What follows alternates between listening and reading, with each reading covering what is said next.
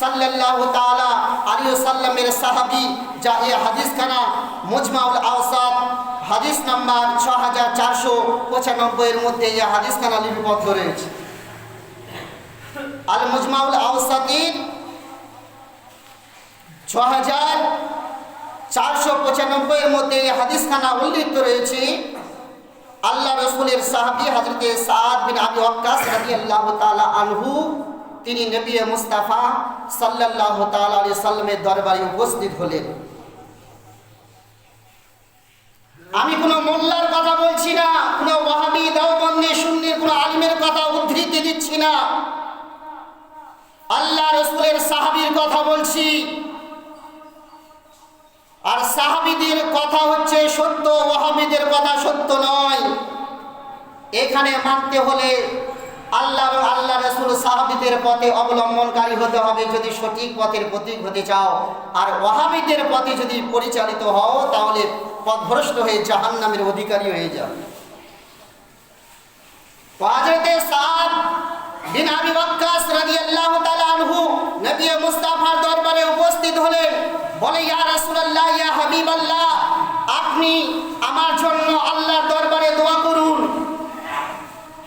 আজ বর্তমান কিছু সংখ্যক মানুষ আপনাদের ঈমানকে বরবাদ করার জন্য বলে, যা চাইবে তোমরা আল্লাহর কাছে চাও, যাটাই চাইবে তোমরা ডাইরেক্ট আল্লাহকে চাও, কাউকে ওসিলা বা মাধ্যম মানা যাবে না। কেউ যদি তোমার হয়ে দোয়া করে তাহলে তোমার ওই দোয়াটা কাজে লাগবে না। বলে কি বলে না? এরা হচ্ছে শয়তানের অনুসরণকারী, এরা সাহাবীদের পথে অবলম্বনকারী নয়।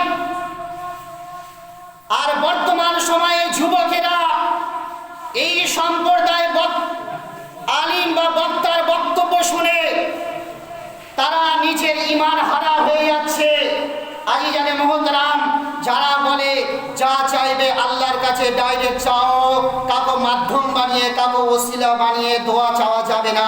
আজিজানে মুহতারাম, আল্লাহ রাসূলের সাহাবী হযরত সাদ বিন আবি ওয়াক্কাস রাদিয়াল্লাহু তাআলা আনহু বললেন, ইয়া রাসূলুল্লাহ, ইয়া হাবিবাল্লাহ, আপনি একটু আমার জন্য আল্লাহর দরবারে দোয়া করুন, আমি যেন মুস্তাহুদ দাওয়াত যেন হয়ে যাই।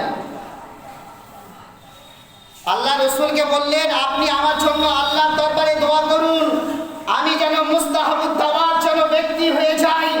এইবার আপনারা সওয়াল করতে পারেন, আপনারা প্রশ্ন করতে পারেন, মাওলানা সাহেব, মুস্তাহাবুদ দাওয়াত কোন ব্যক্তিকে বলা হয়? মুস্তাহাবুদ দাওয়াত শব্দের অর্থ কি? যে নবী মুস্তাফাকে বললেন, সাদ বিন আবি ওয়াক্কাস রাদিয়াল্লাহু তাআলা আনহু যে বললেন, হুজুর আপনি আল্লাহর দরবারে আমার জন্য দোয়া করে দিন, আমি যেন মুস্তাহাবুদ দাওয়াত যেন হতে পারি।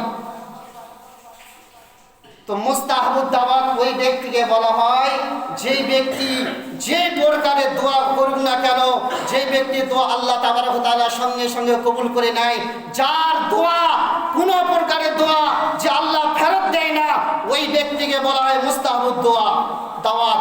জোরে বলুন। তো প্রত্যেকটা নবী ও রাসূলকে আল্লাহ তাবারক ওয়া তাআলা একটা করে মুস্তাহাবুদ দাওয়াত দিয়েছেন। প্রত্যেকটা নবী ও রাসূলদেরকে এই মুজিজাখানা দিয়েছেন যে প্রত্যেকটা নবী ও রাসূল আল্লাহর দরবারে এক একটা জিনিসের জন্য দোয়া করবেন, আল্লাহ তাবারক ওয়া তাআলা ওই নবী ও রাসূলের দোয়াকে ফেরত দেবেন না।